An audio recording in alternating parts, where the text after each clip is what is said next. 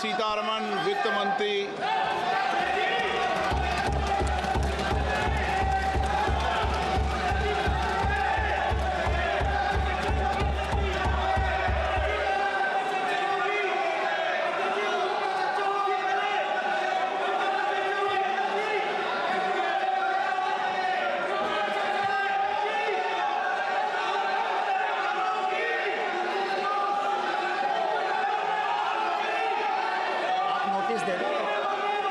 सदस्यगण, budget के बाद राज्यपाल अभिभाषण में आपको पर्याप्त अवसर दूंगा। मेरा आपसे निवेदन है, नहीं माननीय अखिलेश जी, आपने संसद की मर्यादा को आप बना के रखे हैं। कभी बजट भाषण के अंदर इस तरीके का नहीं हुआ, ये उचित नहीं है, ये उचित नहीं है। अखिलेश जी प्लीज, मैं आपको मौका दूंगा राज्यपाल अभिभाषण पे, प्लीज। नो, ये तरीका ठीक नहीं है। No,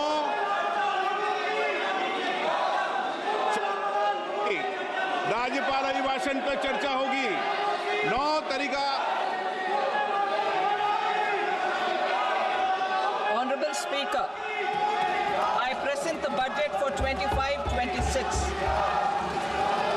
This budget continues our government's efforts to A. Accelerate growth, B. Secure inclusive development, C. Invigorate private sector investments, D. Uplift household sentiments, and E. Enhance spending power of India's rising middle class. Together, we embark on a journey to unlock our nation's tremendous potential for greater prosperity and global positioning under the leadership of Honorable Prime Minister Shri Narendra Modi. As we complete the first quarter of the 21st century, continuing geopolitical headwinds suggest lower global economic growth over the medium term. However, our aspiration for a Vikasit Bharat inspires us, and the transformative work we have done during our government's first 2 terms guides us to march forward resolutely. Our economy is the fastest growing among all major economies. Our development track record for the past 10 years and structural reforms have drawn global attention. Confidence in India's capability and potential has only grown in this period. We see the next 5 years as a unique opportunity to realize Sabka Vikas, stimulating balanced growth of all regions. The great Telugu poet and playwright Gurujada Apparao had said, "Deshamante matti kadoy, deshamante manushuloy," meaning a country is not just its soil, a country is its people. In line with this, for us, Vikasit Bharat encompasses zero poverty, 100% quality good school education, access to high quality, affordable and comprehensive health care, 100% skilled labor with meaningful employment, 70% women in economic activities, and farmers making our country the food basket of the world. In this budget, the proposed development measures span 10 broad areas focusing on Garib, youth, Annadata and Nari, spurring agricultural growth and productivity, building rural prosperity and resilience, taking everyone together on an inclusive growth path, boosting manufacturing and furthering Make in India, supporting MSMEs, enabling employment-led development, investing in people, economy and innovation, securing energy supplies, promoting exports and nurturing innovation. For this journey of development, our 4 powerful engines are agriculture, MSME, investments and exports. The fuel, our reforms. Our guiding spirit, inclusivity, and the destination, Vikasit Bharat. This budget aims to initiate transformative reforms across 6 domains. During the first 5 years, these will augment our growth potential and global competitiveness. The domains are taxation, power sector, urban development, mining, financial sector, and regulatory reforms. Agriculture as the first engine. Now I move to specific proposals, beginning with agriculture as the first engine.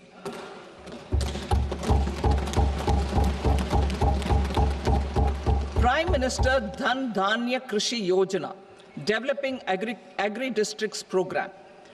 Motivated by the success of the aspirational district program, our government will undertake a Prime Minister Dhan Dhanya Krishi Yojana in partnership with states. Through the convergence of existing schemes and specialized measures, the program will cover 100 districts with low productivity, moderate crop intensity, and below average credit parameters. It aims to 1.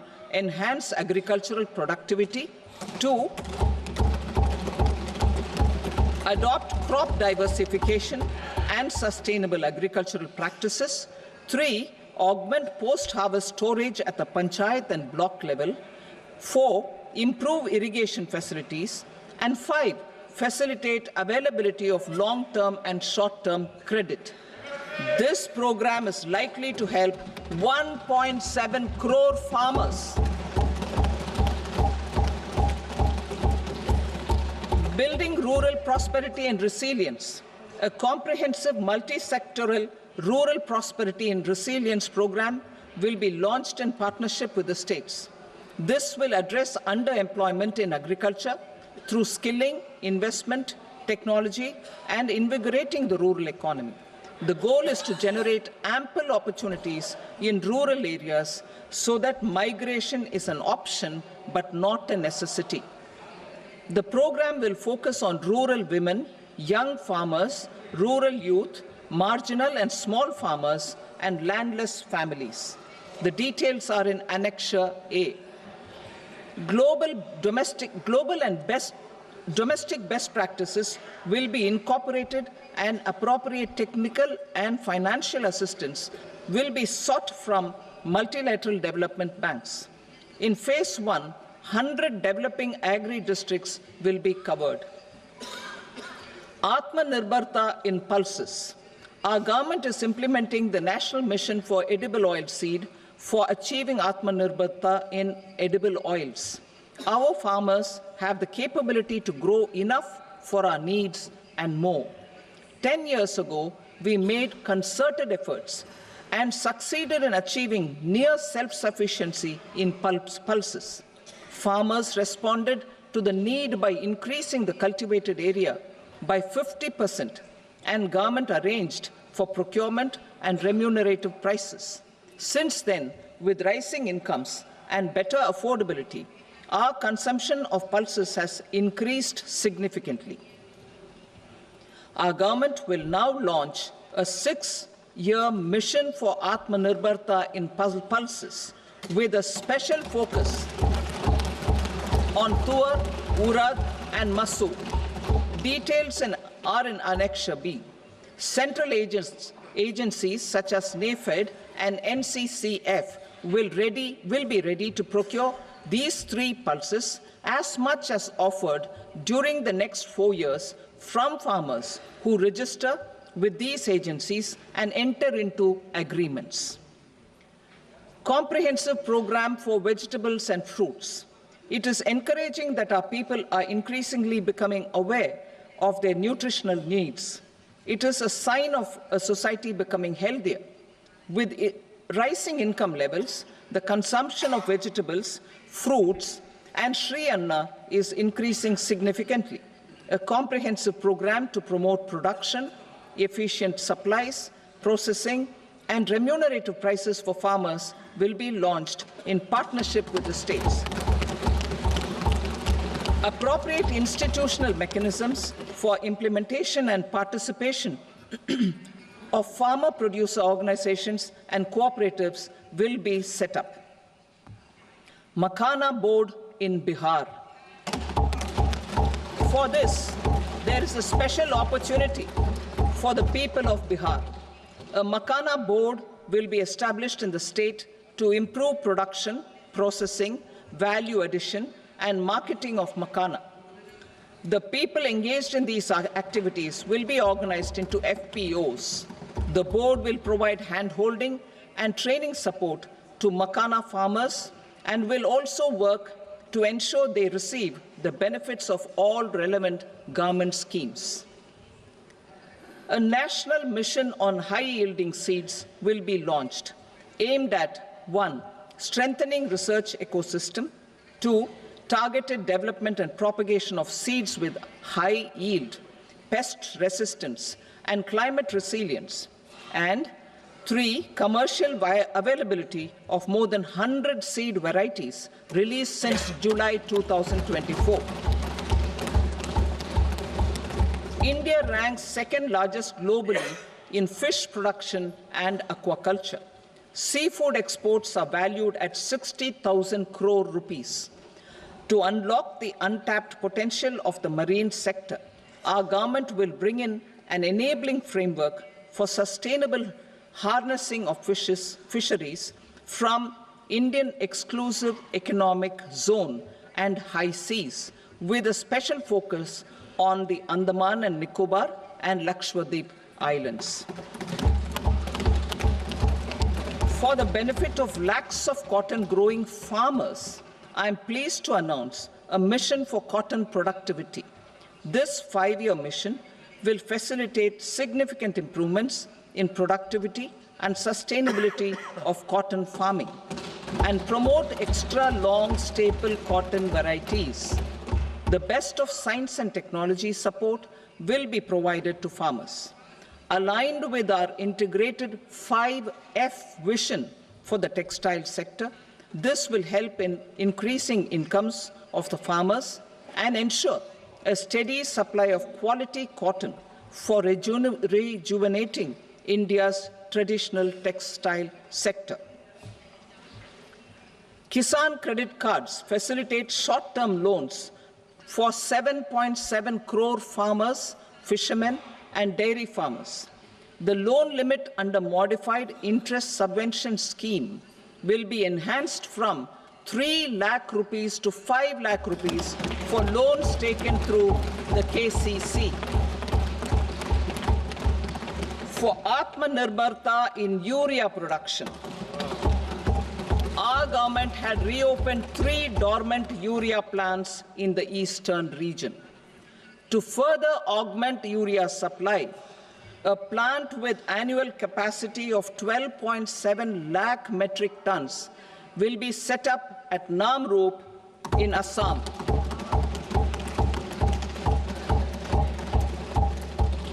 India Post, with 1.5 lakh rural post offices, complemented by the India Post Payment Bank and a vast network of 2.4 lakh Dak Sevaks, will be repositioned to act as a catalyst for the rural economy. Details are at Annexure C. India Post will also be transformed as a large public logistics organization. This will meet the rising needs of Vishwakarmas, new entrepreneurs, women, self-help groups, MSMEs, and the large business organizations. Our government will provide support to NCDC for its lending operations for the cooperative sector. MSMEs as the second engine. Now I move to MSMEs as the second engine, which encompasses manufacturing and services with a focus on MSMEs numbering 5.7 crores.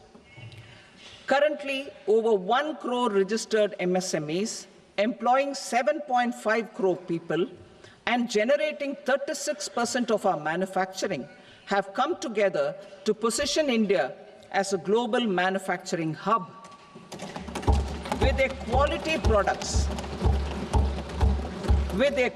products, These MSMEs are responsible for 45% of our exports. To help them achieve higher efficiencies of scale, technological upgradation, and better access to capital, the investment and turnover limits for classification of all MSMEs will be enhanced to 2.5 and 2 times respectively. This will give them the confidence to grow and generate employment for our youth. The details are given in Annexure D. To improve access to credit, the credit guarantee cover will be enhanced. First, for micro and small enterprises from 5 crore to 10 crore rupees, leading to additional credit of 1.5 lakh crores in the next 5 years. Second, for startups from 10 crore rupees to 20 crore rupees, with the guarantee fee being moderated to 1% for loans in 27 focus sectors which are important for Atmanirbhar Bharat. And for well-run exporter MSMEs, for term loans up to 20 crore rupees. Also for the micro enterprises, we will introduce customized credit cards with a 5 lakh rupee limit for micro enterprises registered on Udyam portal. In the first year, 10 lakh such cards will be issued. Fund of funds for startups.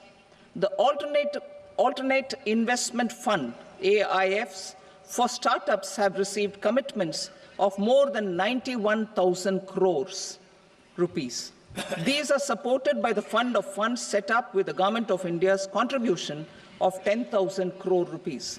Now, a new fund of funds with expanded scope and a fresh contribution of another 10,000 crore rupees will be set up. A new scheme will be launched for 5 lakh women, scheduled castes and scheduled tribes, first-time entrepreneurs. This will provide term loans up to 2 crore rupees during the next 5 years. The scheme will incorporate lessons from the successful Stand Up India scheme. Online capacity building for entrepreneurship and managerial skills will also be organized. Measures for labor-intensive sectors. To promote employment and entrepreneurship opportunities in labor-intensive sectors, our government will undertake specific policy and facilitation measures. To enhance the productivity, quality, and competitiveness of India's footwear and leather sector, a focused product scheme will be implemented. The scheme will support design capacity, component manufacturing, and machinery required for production of non-leather quality footwear, besides the support for leather footwear and products. The scheme is expected to facilitate employment for 22 lakh persons, generate over 4 lakh crore rupees, and exports of over 1.1 lakh crore rupees. Measures for the toys sector. Building on the National Action Plan for Toys, we will implement a scheme to make India a global hub for toys. The scheme will focus on development of clusters, skills, and a manufacturing ecosystem that will create high-quality, unique, innovative, and sustainable toys that will represent the Made in India brand. Support for food processing. In line with our commitment towards Purvodaya, we will establish a National Institute of Food Technology, Entrepreneurship, and Management in Bihar. The institute will provide a strong fillip to food processing activities in the entire eastern region. This will result in 1. Enhanced income for the farmers through value addition to their produce, and 2. Skilling entrepreneurship and employment opportunities for the youth. Manufacturing mission, furthering Make in India. Our government will set up a national manufacturing mission covering small, medium and large industries for furthering Make in India by providing policy support, execution roadmaps, governance and monitoring framework for central ministries and states. Details are in Annexure E. Given our commitment to climate-friendly development, the mission will also support clean tech manufacturing. This will aim to improve domestic value addition and build our ecosystem for solar PV cells, EV batteries, motors and controllers, electrolyzers, wind turbines, very high voltage transmission equipment and grid-scale batteries. Investment as the third engine. Now I move to investment as the third engine, which encompasses investing in people, investing in the economy, and investing in innovation. Investing in people. Saksham Anganwadi and Poshan 2.0. Saksham Anganwadi and Poshan 2.0 program provides nutritional support to more than 8 crore children, 1 crore pregnant women and lactating mothers all over the country, and about 20 lakh adolescent girls in aspirational districts and the Northeast region. The cost norms for these nutritional support will be enhanced appropriately. Atal Tinkering Labs. 50,000 Atal Tinkering Labs will be set up in government schools in the next 5 years to cultivate the spirit of curiosity and innovation and foster a scientific temper among young minds. Broadband connectivity to government secondary schools and PHCs. Broadband connectivity will be provided to all government secondary schools and primary health centers in rural areas under the BharatNet project. Bharatiya Bhasha Pustak Scheme. We propose to implement a Bharatiya Bhasha Pustak scheme to provide digital form Indian language books for schools and for higher education. This aims to help students understand their subjects better and in their language. National Centers of Excellence for Skilling. Building on the initiative announced in the July 24 budget, 5 national centers of excellence for skilling will be set up with global expertise and partnerships to equip our youth with the skills required for Make for India, Make for the World manufacturing. The partnership will cover curriculum design, training of trainers, and a skills certification framework and periodic reviews. Expansion of capacity in IITs. Total number of students in 23 IITs has increased 100% from 65,000 to 1.35 lakh in the past 10 years.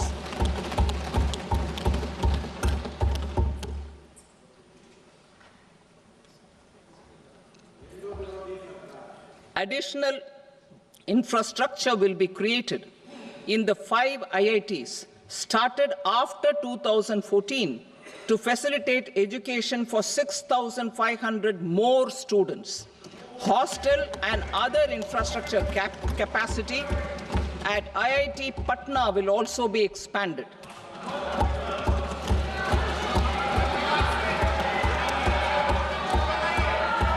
Center of Excellence.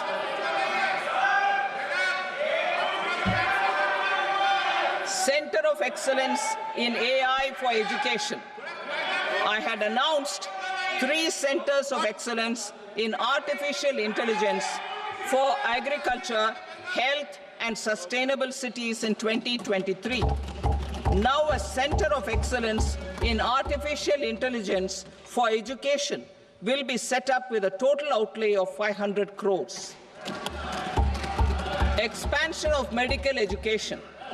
Our government has added almost 1.1 lakh undergraduate and postgraduate medical education seats in 10 years, an increase of 130%. In the next year, 10,000 additional seats will be added in medical colleges and hospitals towards the goal of adding 75,000 seats in the next 5 years. Daycare cancer centers in all district hospitals. Our government will facilitate setting up of daycare cancer centers in all district hospitals in the next 3 years. 200 centers will be established in 25-26 itself. Strengthening urban livelihoods. Our government has been giving priority to assisting urban poor and vulnerable groups. A scheme for socio-economic upliftment of urban workers will be implemented to help them improve their incomes, have sustainable livelihoods, and a better quality of life. PM Swanidhi scheme has benefited more than 68 lakh street vendors, giving them respite from high-interest informal sector loans. Building on this success, the scheme will be revamped with enhanced loans from banks, UPI-linked credit cards with 30,000 rupees limit, and capacity building support. Social Security Scheme for welfare of online platform workers. Gig workers of online platforms provide great dynamism to the new age services economy. Recognizing their contribution, our government will arrange for their identity cards and registration on the e-Shram portal. They will be provided health care under PM Jan Arogya Yojana. This measure is likely to assist nearly 1 crore gig workers.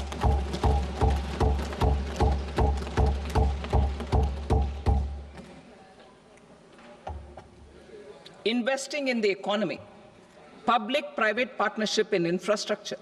Each infrastructure-related ministry will come up with a 3-year pipeline of projects that can be implemented in PPP mode. States will also be encouraged to do so and can seek support from the India Infrastructure Project Development Fund, which is a scheme to prepare PPP proposals. Support to states for infrastructure. An outlay of 1.5 lakh crore is proposed for the 50-year interest-free loans to states for capital expenditure and incentives for reforms. Building on the success of the first asset monetization plan announced in 2021, the second plan for 2025 to 30 will be launched to plow back capital of 10 lakh crore in new projects. Regulatory and fiscal measures will be fine-tuned to support the plan. Jal Jeevan Mission. Since 2019, 15 crore households representing 80% of India's rural population have been provided access to portable tap water connections. To achieve 100% coverage, I am pleased to announce the extension of this mission until 2028 with an enhanced total outlay. The mission's focus will be on the quality of infrastructure and O&M of rural piped water supply schemes through Jan Bhagidari. A separate MOU or separate MOUs will be signed with the states and union territories to ensure sustainability and citizen-centric water services delivery. Urban sector reforms. Building on the July budget proposals, urban sector reforms related to governance, municipal services, urban land and planning will be incentivized. Urban Challenge Fund. The government will set up an Urban Challenge Fund of 1 lakh crore rupees to implement the proposals for cities as growth hubs, creative redevelopment of cities, and for water and sanitation purposes announced in the July budget. This fund will finance up to 25% of the cost of bankable projects, with a stipulation that at least 50% of the cost is funded from bonds, bank loans, and PPPs. An allocation of 10,000 crore is proposed in 2025-26. Power sector reforms. We will incentivize electricity distribution reforms and augmentation of intra-state transmission capacity by states. This will improve financial health and capacity of electricity companies. Additional borrowing of 0.5% of GSDP will be allowed to states contingent on these reforms. Nuclear energy mission for Vikasit Bharat. Development of at least 100 gigawatt of nuclear energy by 2047 is essential for our energy transition efforts. For an active partnership with the private sector towards this goal, amendments to the Atomic Energy Act and the Civil Liability for Nuclear Damage Act will be taken up. A nuclear energy mission for research and development of small modular reactors with an outlay of 20,000 crore will be set up. At least 5 indigenously developed small modular reactors will be operationalized by 2033. Shipbuilding. The shipbuilding financial assistance policy will be revamped to address cost disadvantages. This will also include credit notes for shipbreaking in Indian yards to promote the circular economy. Large ships above a specified size will be included in the infrastructure harmonized master list. Shipbuilding clusters will be facilitated to increase the range, categories, and capacity of ships. This will include additional infrastructure, facilities, skilling, and technology to develop the entire ecosystem. Maritime Development Fund. For long-term financing for the maritime industry, a Maritime Development Fund with a corpus of 25,000 crore rupees will be set up. This will be for distributed support and promoting competition. This will have up to 49% contribution by the government, and the balance will be mobilized from ports and from private sector. UDAN regional connectivity schemes. UDAN has enabled 1.5 crore middle-class people to meet their aspirations for speedier travel. The scheme has connected 88 airports, and operationalized 619 routes. Inspired by that success, a modified UDAN scheme will be launched to enhance regional connectivity to 120 new destinations and carry 4 crore passengers in the next 10 years. 4 crore additional passengers in the next 10 years. The scheme will also support helipads and smaller airports in hilly, aspirational, and northeast regional districts. Greenfield airports will be facilitated in Bihar to meet the future needs of the state. These will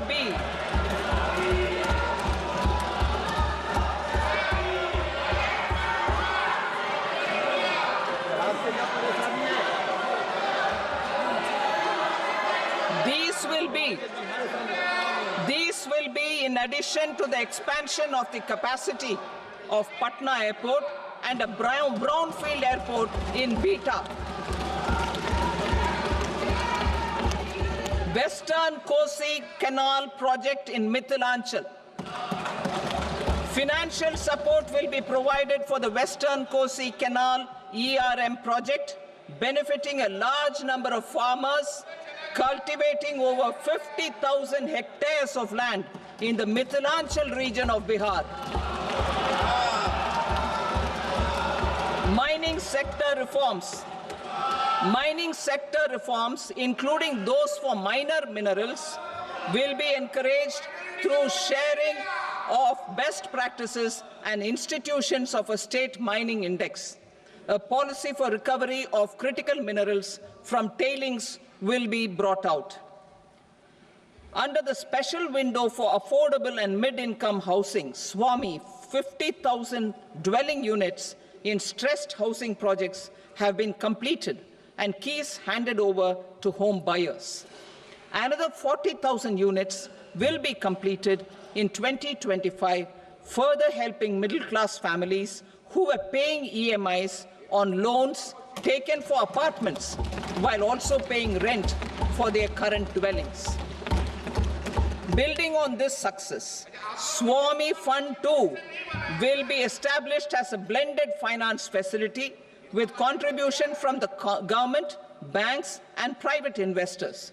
This fund of 15,000 crore rupees will aim for expeditious completion of another 1 lakh units. PM Gati Shakti data for private sector. For furthering PPPs and assisting the private sector in project planning, access to relevant data and maps from the PM Gati Shakti portal will be provided. Tourism for employment-led growth. Top 50 tourist destination sites in the country will be developed in partnership with states through a challenge mode. Land for building key infrastructure will have to be provided by the states. Hotels in these destinations will be included in the infrastructure harmonized list. The following measures will be taken for facilitating employment-led growth: organizing intensive skill development programs for our youth, including in institutes of hospitality management, providing mudra loans for homestays, improving ease of travel and connectivity to tourist destinations, providing performance-linked incentives to states for effective destination management, including tourist amenities, cleanliness, and marketing efforts, and introducing streamlined e-visa facilities along with visa fee waivers for certain tourist groups. Continuing with the emphasis on places of spiritual and religious significance, in the July budget, there will be a special focus on destinations related to the life and times of Lord Buddha. Medical tourism and heal in India. Medical tourism and heal in India will be promoted in partnership with the private sector, along with capacity building and easier visa norms. Investing in innovation. To implement private sector-driven research, development, and innovation initiatives announced in the July budget, I am now allocating 20,000 crore rupees for this purpose. A deep tech fund of funds will also be explored to catalyze the next generation startups as a part of this initiative. In the next 5 years, under the PM Research Fellowship Scheme, we will provide 10,000 fellowships for technological research in IITs and IISc with enhanced financial support. The second gene bank with 10 lakh germplasm lines will be set up for future food and nutritional security. This will provide conservation support to both public and private sectors for genetic resources. We will start a national geospatial mission to develop foundational geospatial infrastructure and data. Using PM Gati Shakti, this mission will facilitate modernization of land records, urban planning, and design of infrastructure projects. a Gyan Bharatam mission for survey, documentation, and conservation of our manuscript heritage with academic institutions, museums, libraries, and private collectors will be undertaken to cover more than 1 crore manuscripts. We will set up a national digital repository of Indian knowledge systems for knowledge sharing. Now I move to exports as the fourth engine. We will set up an export promotion mission with sectoral and ministerial targets driven jointly by the Ministries of Commerce, MSME, and Finance. It will facilitate easy access to export credit, cross-border factoring support, support to MSMEs to tackle non-tariff measures in overseas markets. A digital public infrastructure, Bharat Trade Net, for international trade will be set up as a unified platform for trade documentation and financing solutions. This will complement the Unified Logistics Interface platform. The BTN will be aligned with international practices. Support will be provided to develop domestic manufacturing capacities for our economy's integration with global supply chains. Sectors will be identified based on objective criteria. Facilitation groups with participation of senior officers and industry representatives will be formed for select products and supply chains. Through this, there are huge opportunities related to Industry 4.0, which needs high skills and talent. Our youth have both. Our government will support the domestic electronic equipment industry to leverage this opportunity for the benefit of our youth. A national framework will be formulated as guidance to states for promoting global capability centers in emerging Tier 2 cities.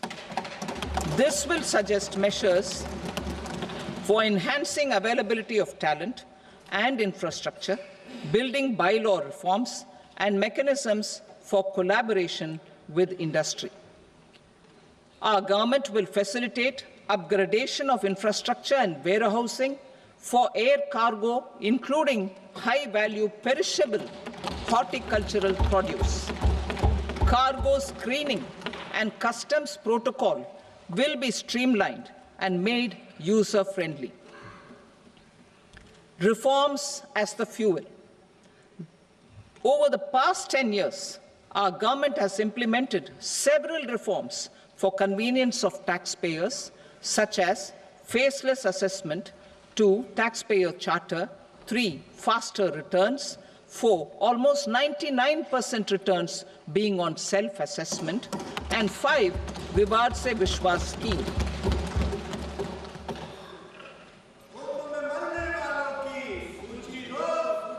Continuing these efforts, I reaffirm the commitment of the Tax Department to trust first, scrutinize later. I also propose to introduce the new income tax bill next week. I will detail the indirect tax reforms and changes in direct taxes in Part B. Financial sector reforms.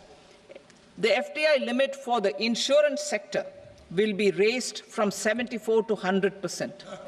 This enhanced limit will be available for those companies which invest the entire premium in India. The current guardrails and conditionalities associated with foreign investment will be reviewed and simplified. The services of India Post-Payment Bank will be deepened and expanded in rural areas. NABFID will set up a partial credit enhancement facility for corporate bonds for infrastructure. Public sector banks will develop Grameen Credit Score framework to serve the credit needs of SHG members and people in rural areas. A forum for regulatory coordination and development of pension products will be set up. To implement the earlier announcement on simplifying the KYC processes, the revamped central KYC registry will be rolled out in 2025. We will also implement a streamlined system for periodic updating. Requirements and procedures for speedy approval of company mergers will be rationalized. The scope for fast-track mergers will also be widened and the process made simpler. As proposed in the interim budget, we signed bilateral investment treaties with 2 countries in 2024 to encourage sustained foreign investment, and in the spirit of First Develop India, the current model BIT will be revamped and made more investor-friendly. In the last 10 years, in several aspects, including financial and non-financial, our government has demonstrated a steadfast commitment to ease of doing business. We are determined to ensure that our regulations must keep up with technological innovations and global policy developments. A light-touch regulatory framework based on principles and trust will unleash productivity and employment. Through this framework, we will update regulations that were made under old laws. To develop this modern, flexible, people-friendly, and trust-based regulatory framework appropriate for the 21st century, I propose 4 specific measures. A high-level committee for regulatory reforms will be set up for a review of all non-financial sector regulations, certifications, licenses, and permissions. The committee will be expected to make recommendations within a year. The objective is to strengthen trust-based economic governance and take transformational measures to enhance ease of doing business, especially in matters of inspection and compliances. States will be encouraged to join in this endeavor. An investment friendliness index of states will be launched in 2025 to further the spirit of competitive, cooperative federalism. Under the Financial Stability and Development Council, a mechanism will be set up to evaluate impact of the current financial regulations and subsidiary instructions. It will also formulate a framework to enhance their responsiveness and development of the financial sector. In the Jan Vishwas Act 2023, more than 180 legal provisions were decriminalized. Our government will now bring up the Jan Vishwas Bill 2.0 to decriminalize more than 100 provisions in various laws. I now move to fiscal policy. In the July budget, I had committed to staying the course for fiscal consolidation. Our endeavor will be to keep the fiscal deficit each year such that central government debt remains on a declining path as a percentage of the GDP. The roadmap for the next 6 years has been detailed in the FRBM statement. Revised estimates for 2024-25. The revised estimate of the total receipts other than borrowings is 31.47 lakh crore rupees, of which the net tax receipts are 25.57 lakh crore rupees. The revised estimate of the total expenditure is 47.16 lakh crore rupees, of which the capital expenditure is about 10.18 lakh crore rupees. The revised estimate of the fiscal deficit is 4.8% of the GDP. Budget estimates for 25-26. Coming to 25-26, the total receipts other than borrowings and total expenditure are estimated at 34.96 lakh crore rupees and 50.65 lakh crore rupees respectively. The net tax receipts are estimated at 28.37 lakh crore rupees. The fiscal deficit is estimated to be 4.4% of GDP. To finance the fiscal deficit, the net market borrowings from dated securities are estimated at 11.54 lakh crore. The balance financing is expected to come from small savings and other sources. The gross market borrowings are estimated at 14.82 lakh crore rupees. I will now move to Part B. Indirect taxes. My proposals relating to customs aim to rationalize tariff structure and address duty inversion. These will also support domestic manufacturing and value addition, promote exports, facilitate trade, and provide relief to common people. Rationalization of customs tariff structure for industrial goods. As a part of comprehensive review of customs rate structure announced in July 2024 budget, I propose to 1. Remove 7 tariff rates. This is over and above the 7 tariff rates removed in 23-24 budget.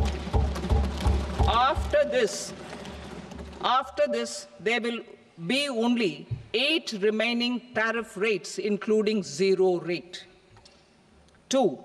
Apply appropriate cess to broadly maintain effective duty incidence, except on a few items where such incidence will reduce marginally.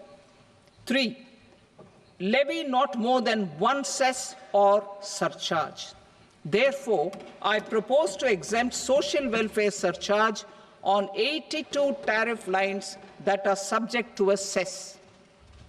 I shall now take up sector-specific proposals. To provide relief to patients, particularly those suffering from cancer, rare diseases, and other severe chronic diseases, I propose to add 36 life-saving drugs and medicines to the list of medicines fully exempted from basic custom duty.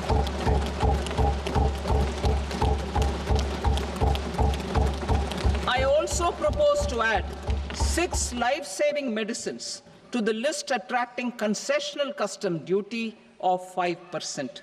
Full exemption and concessional duty will also respectively apply on the bulk drugs for manufacture of the above. Specified drugs and medicines under patient assistance programs run by the pharmaceutical companies are fully exempt from BCD, provided the medicines are supplied free of cost to the patients. I propose to add 37 more medicines along with 13 new patient assistance programs. Support to domestic manufacturing and value addition. Critical minerals. In the July 2024 budget, I had fully exempted BCD on 25 critical minerals that are not domestically available. I had also reduced BCD of 2 other such minerals to provide a major fillip to their processing, especially by MSMEs.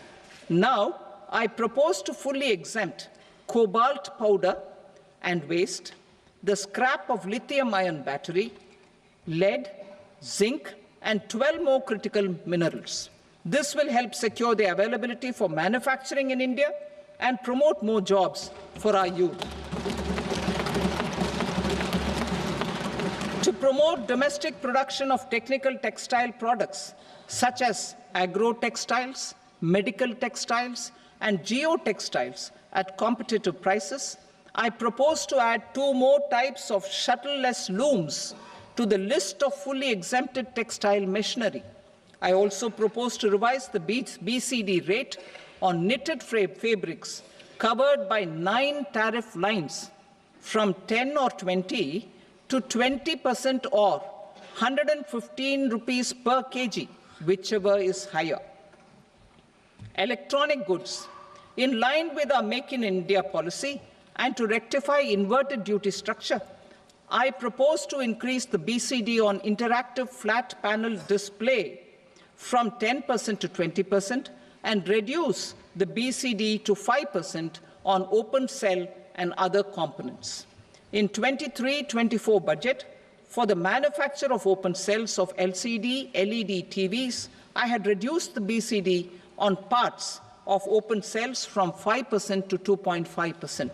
To further boost the manufacture of such open cells, the BCD on these parts will now stand exempted. Lithium-ion battery. To the list of exempted capital goods, I propose to add 35 additional capital goods for EV battery manufacturing and 28 additional capital goods for mobile phone battery manufacturing. This will boost domestic manufacture of lithium-ion batteries, both for mobile phones and for electric vehicles. Shipping sector.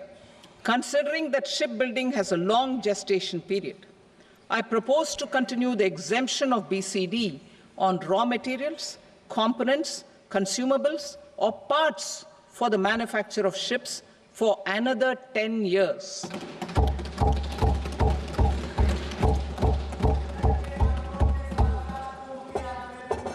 I also propose the same dispensation for shipbreaking to make it more competitive.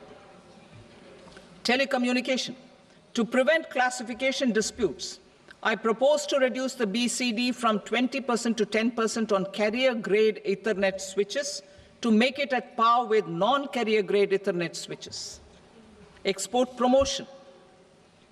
To facilitate exports of handicrafts, I propose to extend the time period for export from 6 months to 1 year, further extendable by another 3 months if required. I also propose to add 9 items to the list of duty-free inputs. Leather sector. I propose to fully exempt BCD on wet blue leather to facilitate imports for domestic value addition and employment. I also propose to exempt crust leather from 20% export duty to facilitate exports by small tanners. Marine products. To enhance India's competitiveness in the global seafood market, I propose to reduce BCD from 30% to 5% on frozen fish paste, surimi, for manufacture and export of its analog products. I also propose to reduce BCD from 15% to 5% on fish hydrolysates for manufacture of fish and shrimp feed. In July 2024 budget, to promote development of domestic MROs for aircraft and ships, I had extended the time limit for export of foreign origin goods that were imported for repairs from 6 months to 1 year and further extendable by 1 year. I now propose to extend the same dispensation for railway goods. Time limit for provisional assessment. Presently, the Customs Act 1962 does not provide any time limit to finalize provisional assessments, leading to uncertainty and cost to trade. As a measure of promoting ease of doing business, I propose to fix a time limit of 2 years, extendable by a year, for finalizing the provisional assessment. I propose to introduce a new provision that will enable importers or exporters, after clearance of goods, to voluntarily declare material facts and pay duty with interest but without penalty. This will incentivize voluntary compliance.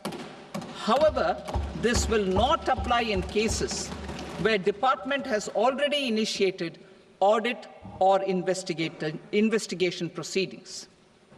For industry to better plan their imports, I propose to extend the time limit for the end use of imported inputs in the relevant rules from 6 months to 1 year. This will provide operational flexibility in view of cost and uncertainty of supply. Further, such importers will now have to file only quarterly statements instead of a monthly statement.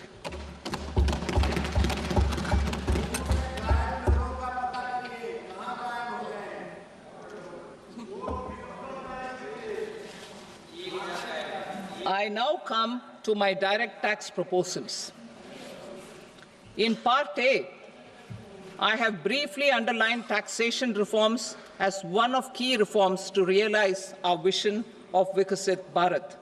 In respect of criminal law, our government had earlier ushered in Bharatiya Nyaya Sanhita, replacing Bharatiya Danda Sanhita. I am happy to inform this august House and the country that for new income tax bill will carry forward the same spirit of Nyaya in its drafting as well. The new bill will be clear and direct in text, with close to half of the present law in terms of both chapters and words. It will be simple to understand for taxpayers and tax administrators, leading to tax certainty and reduced litigation. Reforms, however, are not a destination. They are means to achieve good governance for our people and economy. Providing good governance primarily involves being responsive. The Tirukural captures this in verse 542, which reads, "Vaanokki vaazhum ulagallam, mannavan kol nokki vaazhum kudi," meaning, just as the living beings live expecting rains, citizens live expecting good governance. Our government is committed to keeping an ear to the ground and a finger on the pulse and responding while balancing our national building efforts.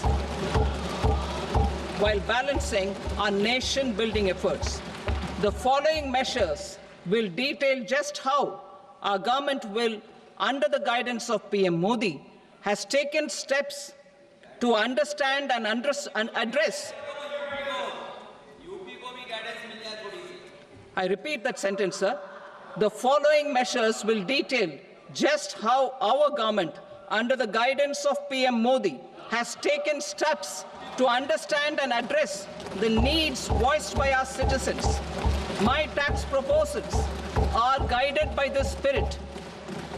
The objectives of my proposals are as follows: personal income tax reforms with special focus on middle class, rationalization of TDS and TCS for easing difficulties, encouraging voluntary compliance, reducing compliance burden, ease of doing business, employment and investment.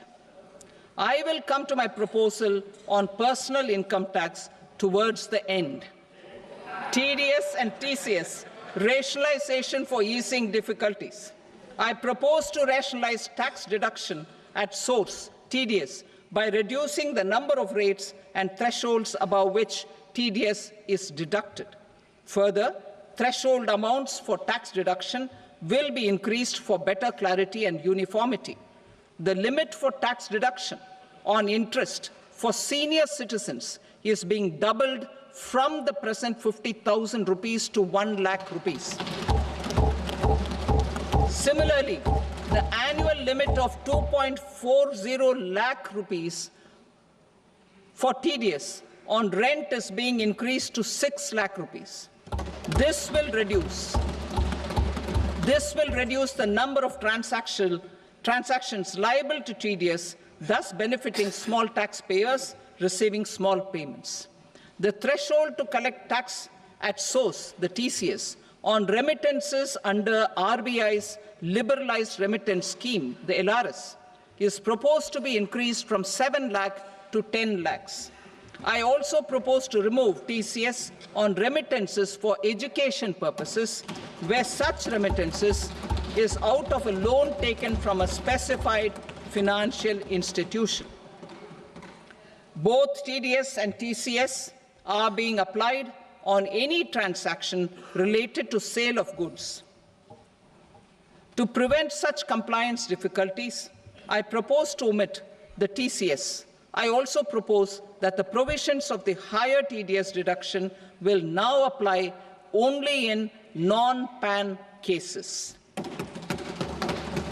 In July 2024, the delay for payment of TDS up to the due date of filing statement was decriminalized. I propose to provide the same relaxation to TCS provisions as well. The government under the leadership of Prime Minister Modi believes in Sabka Saath, Sabka Vikas, Sabka Vishwas and Sabka Prayas. In line with this, we brought in updated return facility in 2022 for voluntary compliance by taxpayers who had omitted to report their correct income. Our trust in taxpayers was proved right. Nearly 90 lakh taxpayers voluntarily updated their incomes by paying additional tax. Taking this trust further, I now propose to extend the time limit to file updated returns for any assessment year from the current limit of 2 years to 4 years.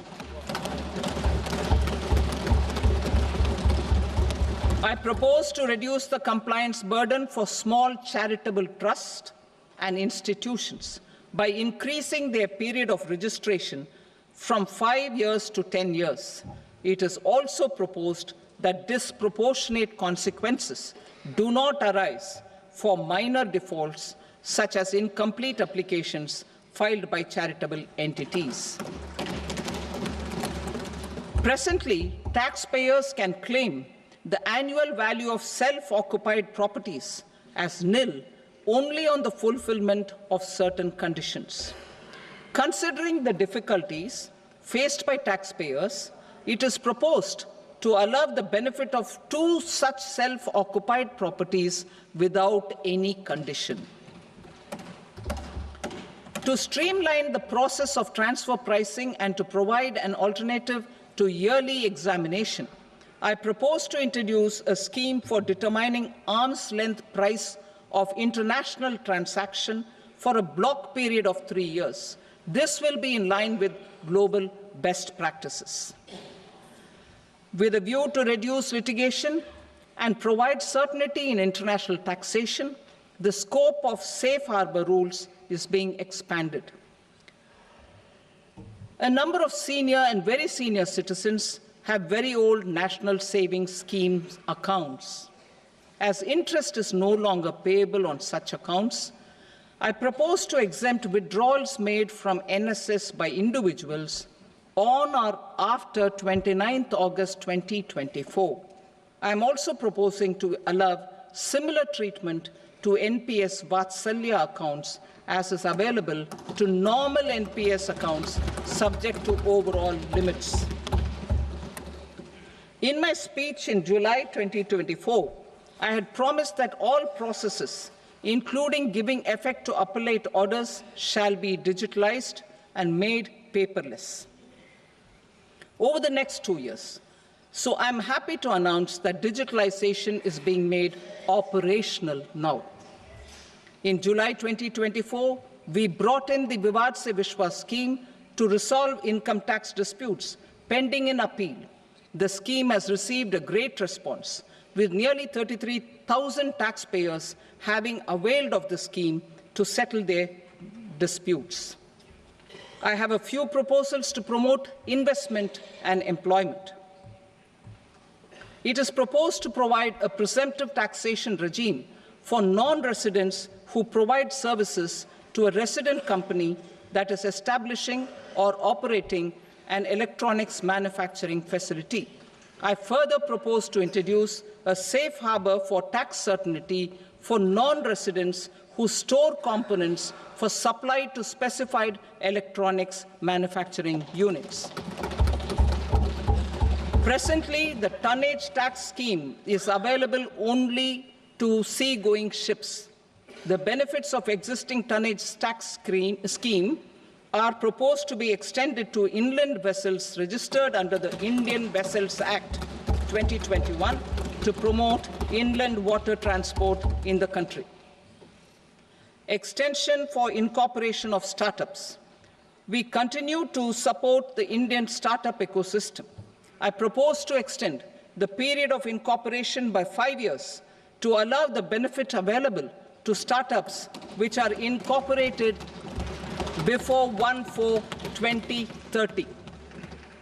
In order to attract and promote additional activities in the IFSC, I am inter alia proposing specific benefits to ship leasing units, insurance offices, and treasury centers of global companies which are set up in IFSC. Further, to claim benefits, the cut-off date for commencement in IFSC has also been extended by 5 years to 31/3/2030. Category 1 and Category 2 AIFs are undertaking investments in infrastructure and other such sectors. I propose to provide certainty of taxation to these entities on the gains from securities, to promote funding from sovereign wealth funds and pension funds to the infrastructure sector. I propose to extend the date of making an investment by 5 more years up to 31st March 2030.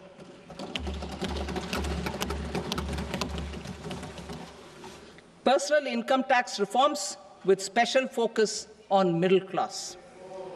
Democracy, demography, and demand are the key support pillars in our journey towards Vikasit Bharat. The middle class provides strength for India's growth.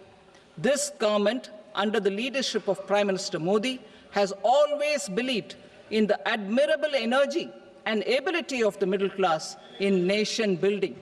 In recognition of their contribution,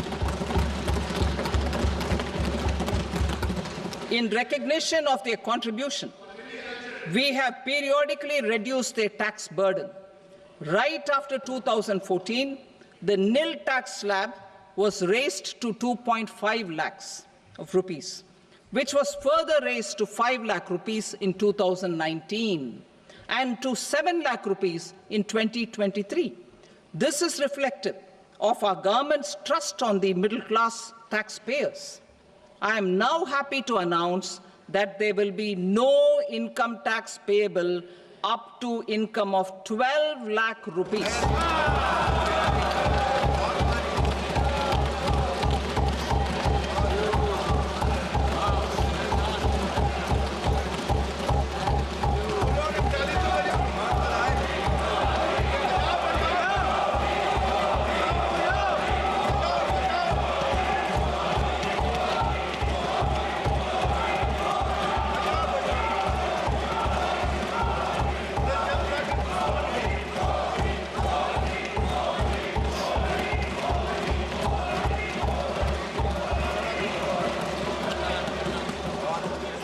So, average income of 1 lakh per month, other than the special rate income such as capital gains, under the new regime. This limit will be 12.75 lakh for salaried taxpayers due to the standard deduction of 75,000. Slabs and rates are being changed across the board to benefit all taxpayers. The new structure will substantially reduce the taxes of the middle class and leave more money in their hands, boosting household consumption, savings, and investment.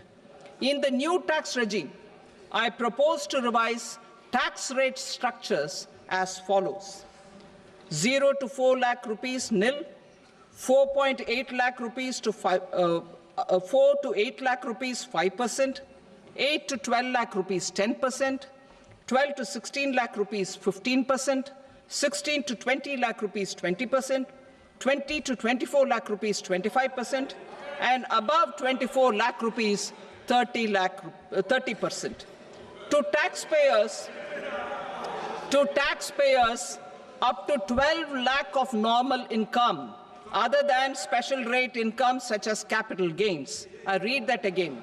To taxpayers up to 12 lakh of income, other than special rate income such as capital gains, tax rebate is being provided in addition to the benefit due to slab rate reduction in such a manner that there is no tax payable by them. The total tax benefit of slab rate changes and rebate at different income levels can be illustrated with a few examples. A taxpayer in the new regime with an income of 12 lakh rupees will get a benefit of 80,000 rupees in tax, which is 100% of tax payable as per the existing rates. A person having income A person having income of 18 lakh rupees will get a benefit of 70,000 rupees in tax. That is 30% of tax payable as per existing rates. A person with an income of 25 lakh gets a benefit of 1,10,000 rupees, that is 25% of his tax payable as per existing rates. Details of my tax proposals are given in the annexure. As a result of these proposals, Honorable Speaker, sir, revenue of about 1 lakh crore in direct taxes and 2,600 crores in indirect taxes will be foregone. Mr. Speaker, sir, with this, I commend the budget to this august House.